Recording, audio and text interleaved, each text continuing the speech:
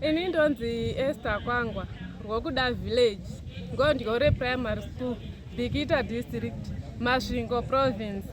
Inini chakaita ndinde pachikoro chevakuru inyaya yokukonewa kuverenga, kukonewa kunyora. Ndandisingakwanisi kunyora, ndakasvika zvangu grade 7 asi ndasingakwanisi kunyora, ndasingakwanisi kuverenga.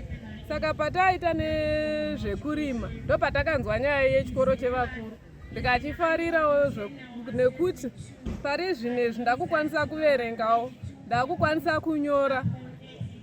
Tiri pagroup ipapo tichitoitawo zvinhu zvakawanda, tichidzidziswa kunyora, tichidzidziswa kuverenga, zvinhu zvakandinakira nokuti ike zvinezvi kwaane makala. Mwana dai aizouya ndisingakwanisisa zuro kuverenga nokunyora, aizonditi mhai ndauya nekala, ndaitadza kuziva kuti kala iyi ari kutaura iwhite kala here kana kuti red kala. Saka ike zvinezvi ndakutozivawo kuti kala chidzidzo chinowanikwa chiri kuchikoro, chidzidzo chinoitwa nemwana pachikoro.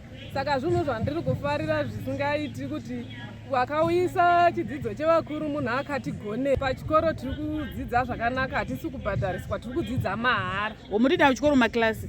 Tinotopinda muchikoro mumakilasi tichitodzidziswa kutonyora kuti apa pakati a, apa pakati ma.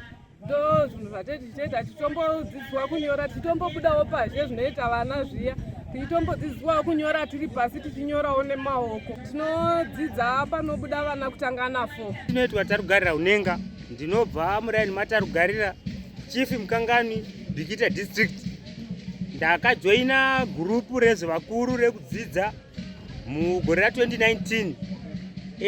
Boka iri rakandibatsira zvikuru sei. Ndakaona kuti panguva yese yatinenge takasangana tinenge tichikwanisa kuita zvinoita kuti vana vedu vaende kuchikoro. Isu pachezvedu tiri kuwana chikafu, hatina imwe nguva yokuswera tichiita zvatiri kuona zviri kunetsa pazuva ranhasi. Tiri kuona vamwe vari kurarama street vachienda apo neapo vachiita zvakasiyana siyana, asi tiri kutoti negrupu redu